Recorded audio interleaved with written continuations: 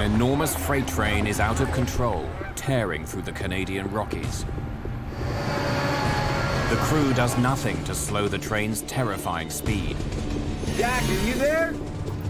Charging the other way, a passenger train with more than 100 people on board.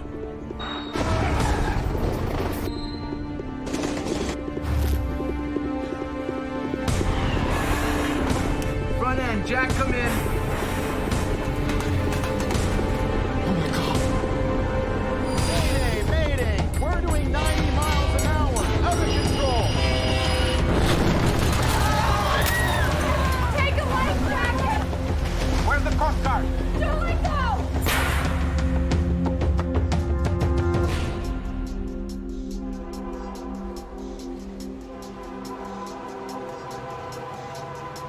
It's one of the most spectacular train rides in the world. Every year, thousands of people take the slow and easy way through Canada's Rocky Mountains. Avoiding traffic, they take the train and leave the driving to somebody else.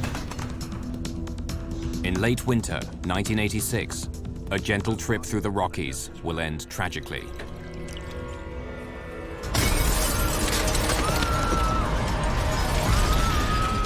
It was like a mini atom bomb. And all of a sudden it ignited. Woof. I'm gonna help you. I can hear the women screaming, you know, to save her baby.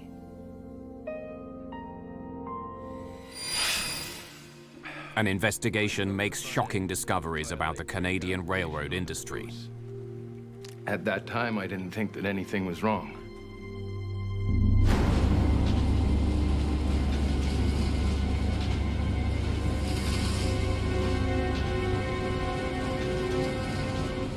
February the 8th, 1986. Spectacular northern lights dance across the sky over Edson, Alberta in Western Canada.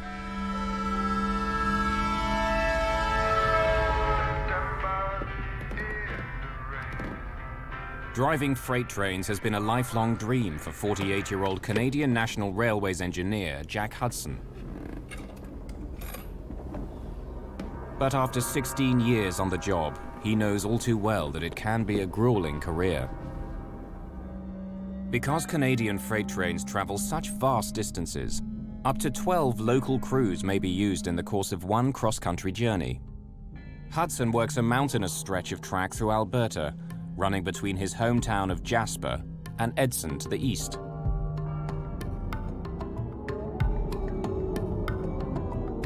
Like many trainmen, Hudson works a regular beat, driving over the same stretch of track, then turning around again with another train, day after day.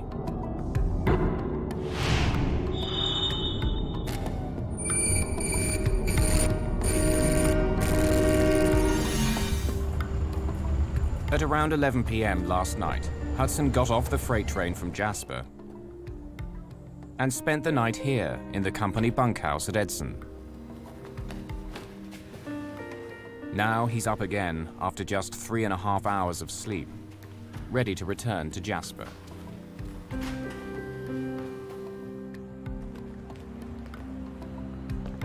At the station, he's joined by his brakeman. Like Hudson, 25-year-old Mark Edwards lives in Jasper. And like Hudson, he hasn't slept very much. Did you get some rest? Not much. Got a touch of the flu. Could use a full night's sleep. Hudson and Edwards will ride up front in the first engine. Hudson drives the train, while Edwards keeps an eye on the brakes and pitches in if Hudson needs any help. Known to his fellow railmen as Smitty, 33-year-old Wayne Smith is Hudson's conductor. He's the last of the three-man crew in charge of the freight train this morning. Smitty? Smith rides in the caboose, the last car in the train.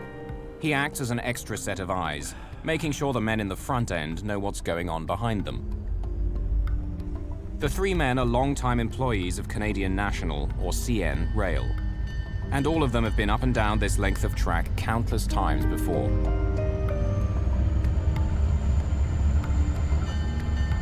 The train they're riding today is enormous.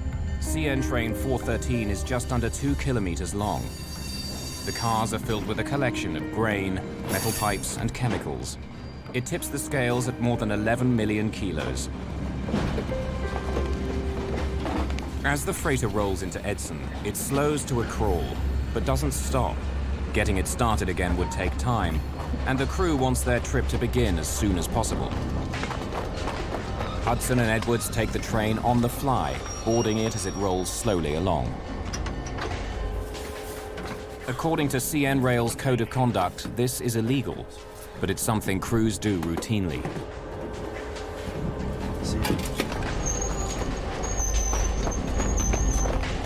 With the caboose still nearly 2 kilometers away, Smith stands by the track to inspect the cargo as it crawls by. He makes sure there's nothing obviously wrong with the freight or the cars carrying it. All set, Jack. Clear signal leaving Edson.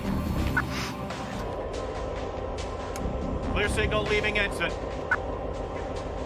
Another part of Smith's job is to stay in touch with the front end of the train. He's supposed to make sure they're alert throughout the journey.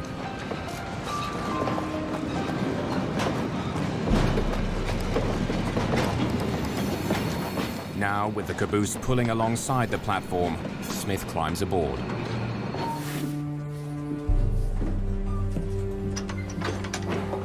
Okay, he's got the brakes off. You're good to go. See you later. At 6:40 a.m., Hudson pushes the throttle. The freight train picks up speed as its 8,000 horsepower diesel engines open up. The CN freight train begins the long haul west to Jasper. The men are going home. Dispatcher to 413. Good morning, dispatcher. Good morning, Jack. But Hudson isn't sure exactly how long his train is, or precisely what he's carrying. Measure at Medicine Lodge here. I haven't had a chance yet. Oh, that's, you got pretty well grain cars, eh? Yeah, I think so. Yeah. This should be the right length then. Okay, thanks.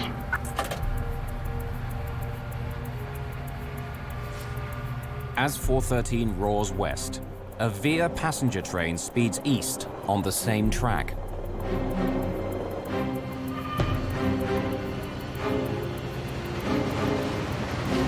Via Rail's supercontinental passenger train number 4 is cruising toward Edmonton, Alberta. More than 100 passengers are enjoying the spectacular scenery as it cruises through the rugged Canadian Rockies. 36-year-old Jamie Haight is a car assembly operator. He's headed home to Ontario after a 2-week visit to his family in Vancouver. It's a very, very small community that you're in close proximity with a lot of people very, very suddenly. And so there's a lot of people we got to meet and got to interact with. I remember there was a couple of ladies that we met over dinner. One was very, very pregnant. While some passengers are still sleeping, Haight goes into the day coach to do some reading before breakfast. It's the 4th car in the train. I remember this lady, and she had a little boy with her, about 3 years old or whatever. He was quite in awe, the little child was quite in awe of the scenery. So I sat down in it, and I lifted the shade a little bit so I could get some of the daylight coming in, and I started to read a pocket novel.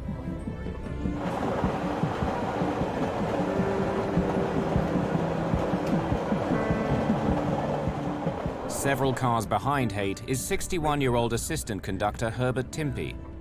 An old hand on the Canadian passenger line, he's been riding this piece of track for 7 years. I had to be the assistant conductor and look after the passengers on that train. Next stop, Hinton. The passenger train is pulling into Hinton. The freight train is just about to reach Hargwen Station, 20 kilometers east. Here, the rail line briefly splits into 2, so trains can pass each other. 413 will take the upper track, while the passenger train passes below it.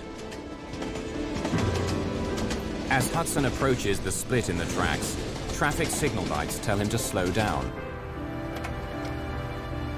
Smitty, we've got an approach limited signal at Hargwen. Next station, Dalehurst, over. Head end of 413, approach limited at Hargwin. Next station, Dalehurst. Out. These are the last words these men will ever exchange.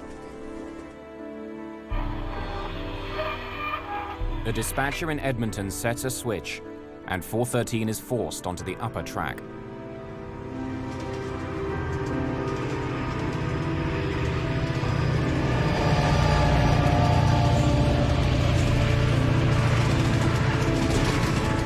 The Via passenger train arrives at Hinton Station at 8:20 a.m. On board, 64-year-old Martin Pedersen settles down to breakfast in the downstairs lounge of the Dome car. He's feeling rested after a good night's sleep. A former World War II fighter pilot, Pedersen has a lot of experience with locomotives. Over the course of the war, he blew up 36 enemy trains in France.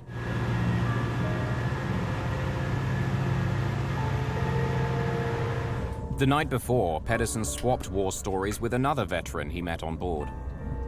61-year-old Kenneth Cuttle is a former Royal Marine. It was February. I was going to Edmonton to look for another job.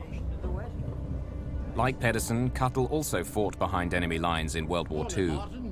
Cuttle and Pedersen are survivors. Let's go upstairs to the Dome car, have a look around, see what's happening. The train was pretty comfortable, you know, not many people on board. I said, let's go up to the Dome car because it was just coming light and we see lots of things which you might not get another chance to see. We were in the foothills of the Rocky Mountains. There are now 115 people on board. But the train will never make it to Edmonton, and the passengers and crew enjoying the early morning trip will soon be fighting for their lives.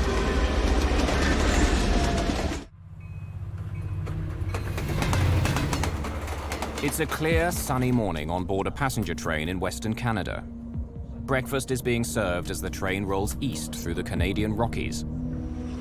Just 15 kilometers away, an 11 million kilo freight train, CN 413, rumbles down the track towards it. With diesel engines still pounding at full throttle, it's pulling 113 rail cars of grain and hazardous material. From the outside, everything looks normal. But what's going on inside the lead engine of 413 is about to become one of the greatest mysteries in Canadian railroad history.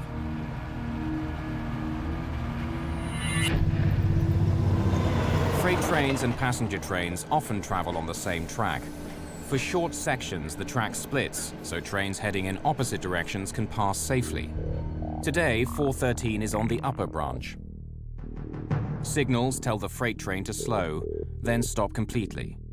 The signals will only turn green again once the passenger train has passed safely by below. Then the freight train can rejoin the main line.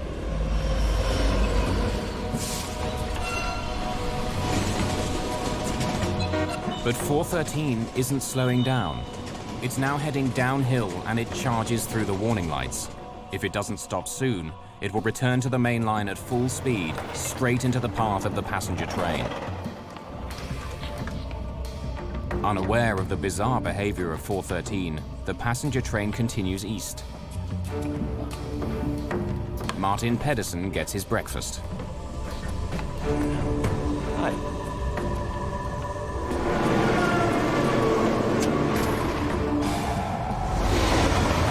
The freighter thunders through the last set of light signals, ignoring 3 red lights that command it to stop.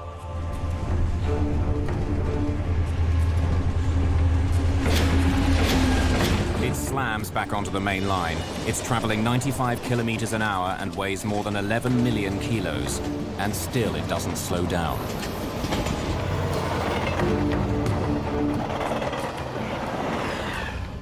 Herbert Timpey sits to relax. Ken Cuttle has a clear view of the railway ahead. I got in conversation with an English guy, and he had his back to the front, and I was looking over his shoulder forward the way the train was going. There was a flickering light in the distance. And not knowing the track layout, I thought, oh, there must be another line, and if it's another train, it's going to go past us, you know?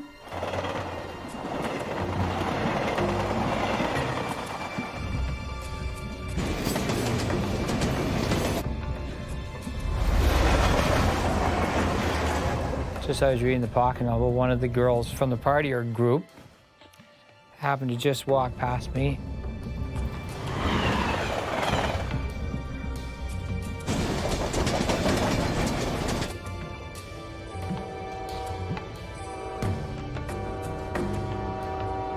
Oh my God!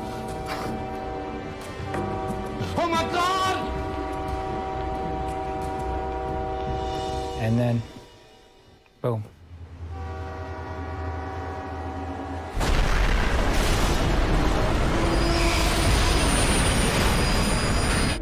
The trains collide like two charging rams at a combined speed of nearly 200 kilometers per hour.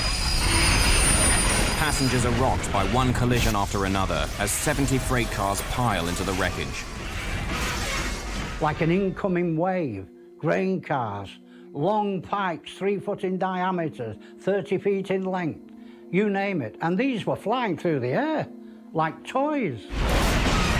Thrown from the tracks by the force of the collision, one freight car flies through the air, smashing to a stop on the Via train. And the whole world seemed to explode.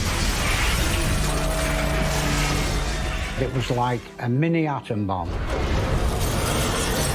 It was a big mushroom of black smoke.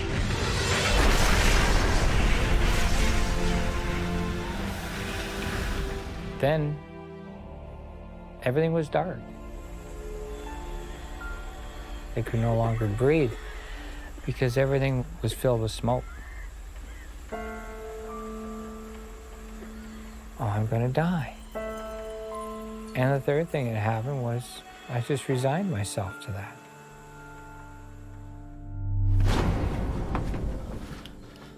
I've been working about 37 years and on the railroad, and I never seen anything so bad.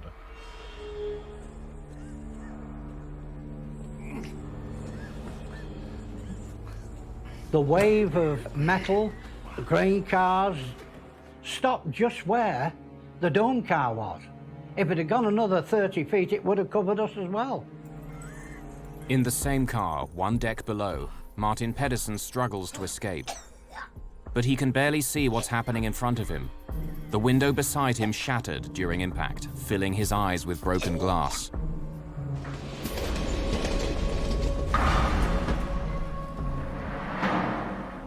Almost 2 kilometers behind the engine, the caboose of train 413 finally lurches to a stop. Conductor Wayne Smith sees a ball of fire glowing in the distance, but he has no idea how bad the situation is.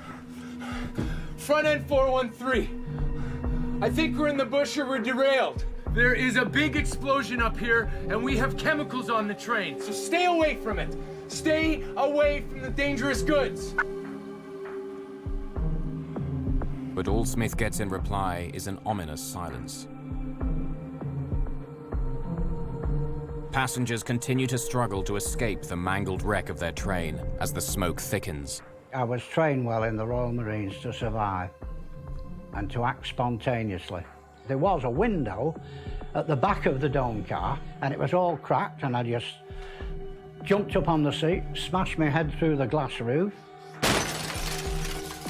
and shouted, "Come on, let's get out."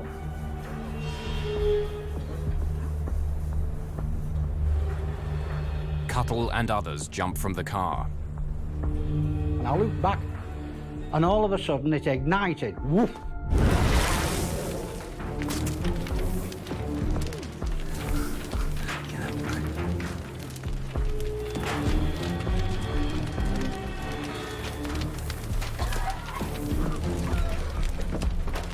Down below in the lounge car, Martin Pedersen also manages to escape.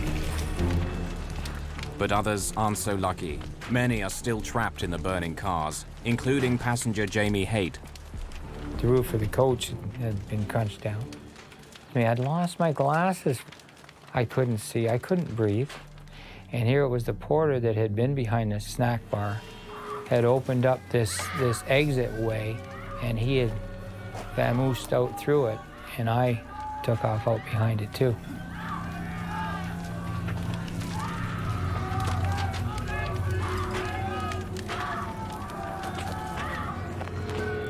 Snap out of it. He was in shock. Hey, snap out of it. Hey, buddy, pull it together here, you know, there's people in here and we got to do something about it, but... Half blind without his glasses, Haight goes back inside, trying to help others out of the wreck. 413 here, dispatcher. Back in the caboose, Smith is talking to the freight train's dispatcher, some 285 kilometers away in Edmonton. Everything in the air. We're gonna get a doctor out here and some ambulances. Herb Timpey, the assistant conductor on the passenger train, can hear the conversation on his radio and breaks in. Passenger coaches all over the ditch. And get an ambulance. And there's a whole bunch of cars on fire. You get that, dispatcher? We need the fire department here very badly. Some coaches are trapped with passengers inside. They're burning. I don't think the engineers lived through this one. It's a real mess. Okay, that's right on the switch at Dalehurst, eh? Yes, I'm gonna walk up there and see if I can be of any assistance. What was the signal at Dalehurst when your head end called it? Pardon me? What was that signal on that signal at Dalehurst? Well, I was calling him for the signal at Dalehurst quite a few times, but I kept calling him and there was no answer. Well, it should have been red on the panel. Well, he must have ran it then, dispatcher, because I could not get a hold of him. I tried and I tried. Okay, all right.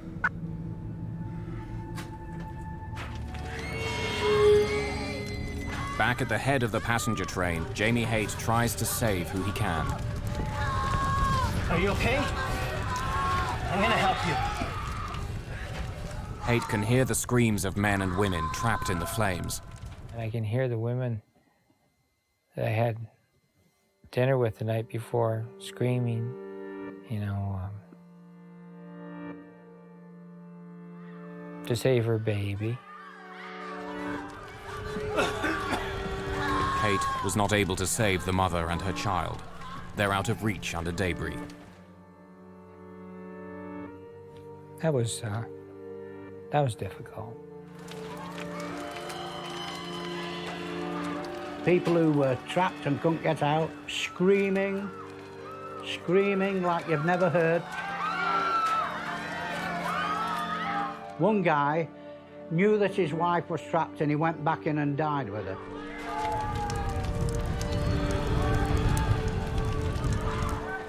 Another woman in the carriage under where we were had most of her leg cut off. James Haight courageously decides to go back inside. The fire is a scorching 660 degrees, but Haight tries to save one more life. But there was a chap right in front of me there, and it was the chap I had dinner with the night before. And all of a sudden the flames came and consumed him.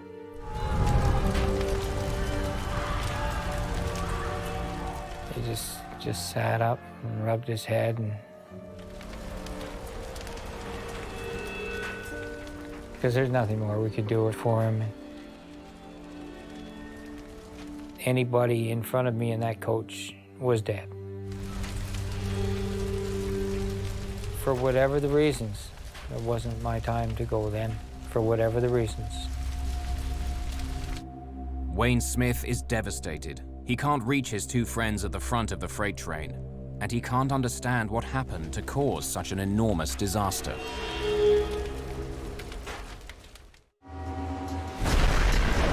In Western Canada, a freight train has smashed head-on into a passenger train carrying more than 100 people. In the minutes after the collision, survivors are dragging themselves from the burning wreckage, while others are still trapped inside. One of the girls that had been in the car in the morning, and I looked at her and I said, "Oh, I'm sorry to tell you, He had no choice but to tell her what happened to her friend in the train. Your friend was in the car here." She died, trapped in the burning debris. I felt like the worst person in the world, because I had to tell her. If I could have taken back that 1 second in time to not tell her, you know.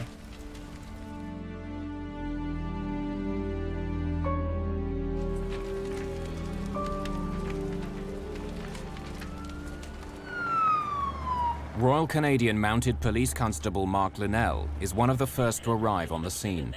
I was told there was a train derailment, not a train crash. I mean, there's a double whammy. The RCMP officer came. He could hardly speak. His mouth dropped open, and he said, "I can't believe what I'm witnessing." It's a horrifying scene. Pictures taken shortly after the crash show utter devastation. I mean, I was just flabbergasted. I just couldn't believe it. And instant.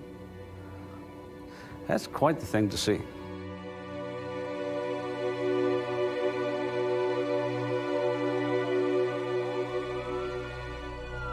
The collision is 18 kilometers from the town of Hinton. It takes emergency crews some 45 minutes to get there. I was in the Marines in England for 14 years, and I'd seen a lot of disasters, man-made disasters, terrorist bombs. And I thought I'd seen it all. There's a lot of blunt force trauma, of course, flying glass, burns. And then I saw what appeared to be two bodies in the restaurant car hugging each other. So we found out later that was a man and wife. And this was one heck of a shock. As Linnell is escorting survivors away from the site, he sees a lone man with a radio coming down the track. How's the front end doing? What's your name? Smith is about to learn that his colleagues aboard his train are dead. Like, what happened? Like, did they make contact with the... We're still under investigation, and there's not a lot I can tell you right now. Okay, so they still might be... I mean... I'm really sorry. He'd be distraught and shaken, and his train is wrecked, and all these people dead.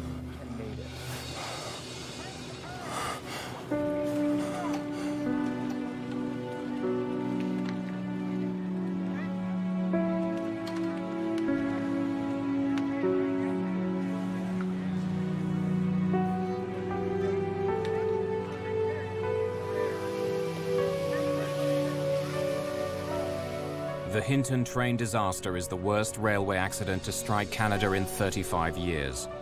More than $30 million in property are destroyed. 23 people are dead, and 71 others are severely injured.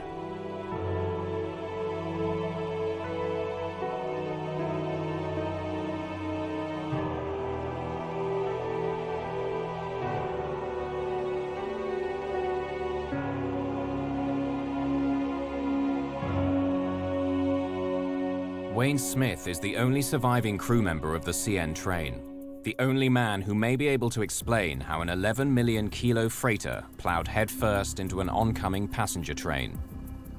What he knows could be critical to unraveling the cause of the disaster. 2 days after the collision, the Alberta government establishes an official commission of inquiry, and the Honourable Mr. Justice Rene P. Foisy leads the investigation. Judge Foisy is a justice of the Alberta Court of Appeal. It was reasonably simple. I mean, what caused the accident? But it turned out to be a lot more complicated than that because there were no easy answers as to what caused the accident. Freight and passenger trains routinely use the same tracks without incident. What was different this time? Over the next 11 months, Foisy calls on 150 witnesses and specialists to help him find out. I think what has most surprised me is the complex procedures, the equipment, the overall complexity that we have to look at in running a railroad and what goes on in running a railroad. While Conductor Smith recovers from the accident, Foisy gets to work. He begins by studying the signals that should have told the freight train to stop. If they weren't working, the crew on 413 may not have thought they needed to slow down. CN did a very in-depth test on the signal system, and it was determined that it was performing properly. We went further. We hired our own independent experts to test the system. The switches which operate the signal lights were frozen in position after the accident. Electrical engineer Eugene Couch was hired to read them. Perhaps a mechanical fault in the system had turned them green, telling the freight train to speed through. A fault does not give a positive green light to any situation. So if there was a fault in any control part of the system, it would have forced everything to go to red, which meant the passenger train would have stopped and would have forced the freight train to stop. If a mechanical problem wasn't the cause, there was a more chilling possibility. Perhaps someone set the freight train lights to green on purpose, causing the two trains to collide. Couch dismissed that idea too. To do that would mean that somebody would have to actually go there and really maliciously, change things. And there was no sign of any tampering on any mechanisms. Basically, our conclusion, we felt that the system was sound and was safe. Foisey believes the lights were red, but the freight train ignored them. Perhaps another mechanical fault was behind the crash. Well, I was calling him for the signal at Dalehurst Court. In his statement after the crash, conductor Wayne Smith told Royal Canadian Mounted Police officers that something was wrong with his radio that morning. Because I could not get a hold of him. I tried and I tried. Maybe the front of the train was having mechanical problems, but they weren't able to get in contact with Smith. Joseph Hebert examines the portable radios the crew used. The first test was with the radio that was on the train that was in the accident at Hinton. The radio performed to specification. But even if the radios themselves were working, there could be another problem. Many CN employees claim there are places along the tracks where radio communication is impossible, so-called dead spots. And it's not a dead spot that's there 365 days out of the year. The possibility was also examined and dismissed. Sometimes you can't. Some radios are stronger, some are weaker. The second test done as far as communications between the locomotive and the caboose was done with the same type of radio as was used at the time the accident took place. The field test with that type of radio had satisfactory performance. The evidence was pretty clear, and we concluded that there were no dead spots. One other possible explanation is examined. Natural phenomena, like the Northern Lights, can also affect radio performance. We've got to measure a medicine line. Northern Lights can build up very high currents and communications lines. Anything even hooked up to a radio could pick it up. My determination of it was that they were not a factor. If the signals were red and the radios were working, why had the train crashed? Foisey examines an ingenious piece of technology, the hotbox detector. Sitting beside the track, hotboxes monitor the temperature of a train's wheels and axles. They also record the speed of trains as they roar by. When Foisey and his advisors examine the hotbox data, they make a telling discovery. When the front of the freight train passed the hotbox detector just after Hargwin, it was traveling a little over 60 kilometers an hour. But by the time the caboose passed it, the train was going more than 74 kilometers an hour. Despite the signals telling it to slow down, the train was speeding up. For the last 5 miles, we were able to determine that the freight train was going at least 59 miles an hour, perhaps as high as 60 or 61. There were no brake applications before the crash as well. The crew let the train travel too fast. They did not heed signals to stop, and they never applied the brakes. It all points to a train that was out of control. Why there were no brake applications is difficult to understand.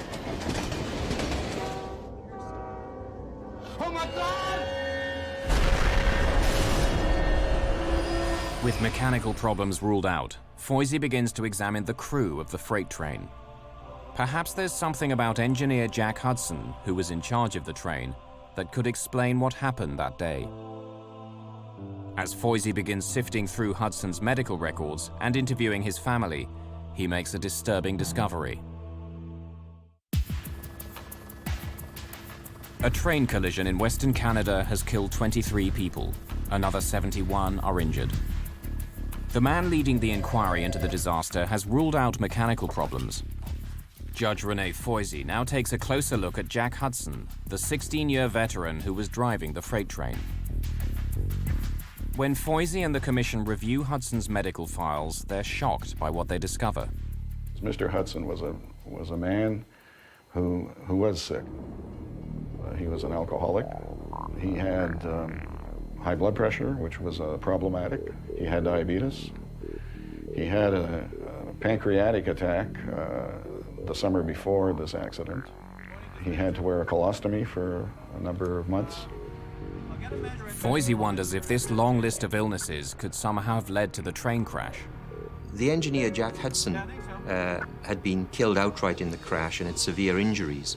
So we couldn't determine whether there'd been a catastrophic medical event, whether he'd had a heart attack, for example, or a stroke, which had incapacitated him. But we were able to do toxicology, and there was no alcohol or drugs present. He did have a lot of health problems, and he had some problems at home. These problems at home appeared to be on the mend, and that he was not the kind of man who, if he was going to commit suicide, would take 23 people with him and injure another 70, some of them very, very seriously. So we discounted that possibility of a suicide. If it wasn't suicide, if Hudson did have a stroke or heart attack at the controls, why didn't his brakeman, Mark Edwards, take any action? Investigators come up with one plausible answer. Did you get some rest? Not much. Got a touch of the flu. Could use a full night's sleep. Perhaps Edwards had been asleep on the job. Dr. Alison Smiley is an expert on sleep and fatigue. Jack Hudson, he had at the very most, before he went on duty that day, 3.5 hours of sleep. And that is if he slept from the last moment somebody saw him till the moment somebody next saw him again, 3.5 hours. Brakeman said he had a touch of the flu and he'd had 5 hours sleep the night before. Wayne Smith similarly had insufficient sleep, about 5 hours before the collision. As the freight train passed the signals telling it to stop, the entire crew may have been fast asleep. You could work at any time of the day. So one day you might start at 4 o'clock in the morning, the next day you start at 2 in the afternoon. Their hours were so erratic, they were continually in a jet lag state because their physiology was never sort of fully adjusted to any particular working hours. When it comes to staying alert, train engineers face many challenges, including long rides up and down the same stretch of track. The tracks going by one after the other, it's a very soporific situation to work in, and easy to see how somebody, no matter how motivated, could fall asleep. At the time, trains were equipped with safety devices that would automatically stop a train if the engine man died or fell asleep, the so-called dead man's pedal. Basically, the engineer is supposed to keep his foot on the pedal, and while his foot is on the pedal, the train won't stop. If that pedal isn't depressed, then it will, after a number of seconds, give a warning, which is quite audible. And if nothing happens, then it will stop the train. But Foisey discovers that for many trainmen, disabling the dead man's pedal is standard practice. One of the excuses that was given by the engineers is that to go long distances, having to keep your foot on that pedal was very uncomfortable. And so that they would sometimes put something on the pedal, a lunchbox or something heavy enough to keep it depressed so that they could stretch their legs. Unfortunately, what was happening, this pedal was being depressed for long, long periods of time. But even if Edwards and Hudson had fallen asleep at the front of the train, and the dead man's pedal was rigged, conductor Wayne Smith at the back could still have prevented the disaster. Almost 2 months into the Foisey inquiry, Smith takes the stand. Doctors had kept him from testifying earlier, saying he was too traumatized by the accident. Now, for the first time, investigators will hear Smith reconstruct events on board his train in the moments leading up to the disaster.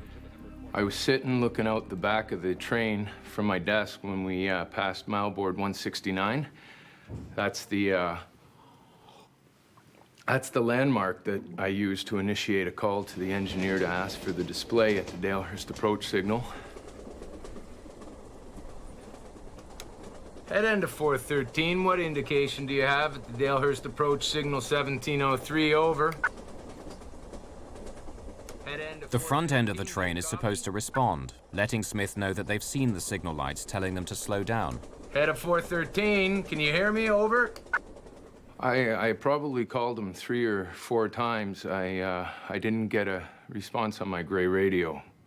There was something wrong with it. What's the indication at signal 1703, over? It's a surprising piece of testimony. Foisey already knows the radios were working fine. When Smith is asked how fast he thought the train was going before the collision, Foisey gets another surprise. I felt the front end give a light brake application on the caboose. Coming around the curve, I felt we were doing a track speed of about 50 miles an hour or less. But according to the hotbox detectors, the train was traveling almost 16 kilometers an hour over track speed, and there was never any application of the brakes. I went to my red radio, and I tried to get a hold of him on it. Jack, how's the Dalehurst approach signal 1703? I was calling him on channel 1 3 or 4 times, and there was no answer, so I tried to get a hold of him on different channels. But once again, Smith's testimony doesn't add up. Foisey has heard from other trainmen who were monitoring their radios in the area that day. No one heard Smith call. Smith says he was still trying to contact Hudson when the end of the train raced past signals telling it to slow down. Jack! As an experienced trainman, Smith knows that the next set of lights will likely be a triple red, telling the train to stop. He was getting no answer, and the train wasn't slowing down. An emergency brake cord was in easy reach, but Smith never pulled it. Jack, are you there? With Hudson mysteriously silent, Smith says he does nothing but continue to call the front end. Front end, Jack, come in. Why, in the circumstances that you've described, did you not pull the brake? I felt the engineer had the train under control. I felt he, in fact, was doing what was necessary to control the train at that point. I never felt at any point in time that I should pull the emergency brake. At that time, I didn't think that anything was wrong. That's the point I make, Mr. Smith, that when there's a problem with the radio, you've been trained over the years to observe the signals. And it would have been the last thing I would have done. He didn't pull the brake, he didn't pull the air because he felt that it hadn't reached that point. Basically, that was his evidence, and I had a lot of difficulty with that because if that point hadn't been reached, when was it going to be reached, if ever? Smith's contradictory testimony is complete. Judge Foisey is now ready to close his case and lay the blame on those responsible for the disaster.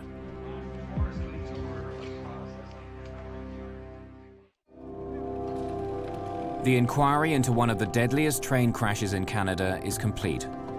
23 people were killed when a freight train crashed head-on into a passenger train near Hinton, Alberta. Chief Investigator Renee Foisey has explored every angle, from technical malfunction to human error. He's now ready to deliver his report on what went wrong that day. In his 205-page report, Foisey parcels out the blame, naming all the key offenders. Foisey writes that the train's engineer, Jack Hudson, failed to observe and obey light signals, commanding him to stop his train before it entered the single track. If Hudson was unable to do his job, brakeman Mark Edwards failed to intervene. He also ignored the light signals and didn't brake the train before it entered the single track.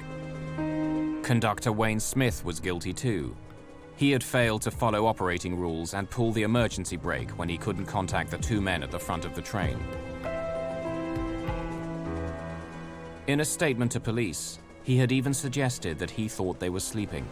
Said that my head end was asleep. Do you recall making that response, sir? Yes, I do.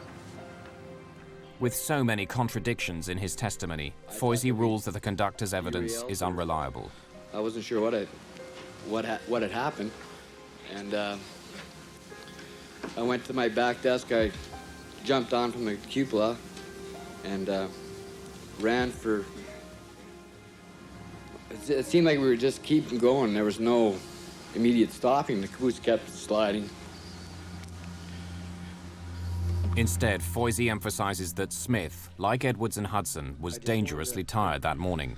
I just wanted to get home, actually, at the time. But the crew aren't the only ones Foisey blames for the accident. According to the Foisey report, Jack Hudson may well have had a stroke or heart attack before the collision. But CN management had known about Hudson's medical record for years. He managed to accumulate, I think it was 40 or 50 demerits, and at 60, you're fired.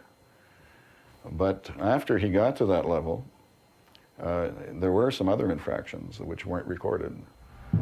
Foisey also calls attention to the rules that were routinely ignored, such as rigging the dead man's pedal and taking the train on the fly. The conclusion we came to is that there was a lot to be desired on the part of CN.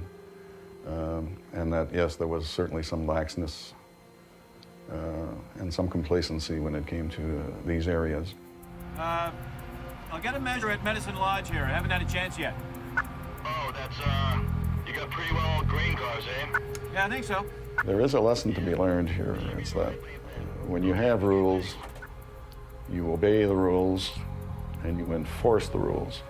If it becomes too much of a fraternity and of a buddy-buddy system, it gets lax, and problems occur, and this tragedy was one of them.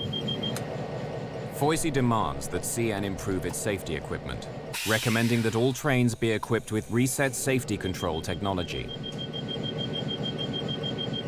These systems are much more complicated than a dead man's pedal. If constant attention is not paid to the train, alarms sound and the train eventually shuts down. It's equipment which has proved valuable several times since the disaster. There was a study done with CN 10 years after this accident. They found something like 90% of the train engineers saying that they had been woken by the alerting device at least once. In response to Foisey's report, CN Rail creates one of the most sophisticated fatigue countermeasures programs in the world. Trainmen are no longer on call 7 days a week, 24 hours a day. Napping is no longer frowned upon. Rest houses have been created and improved, and locomotive cabs made more comfortable.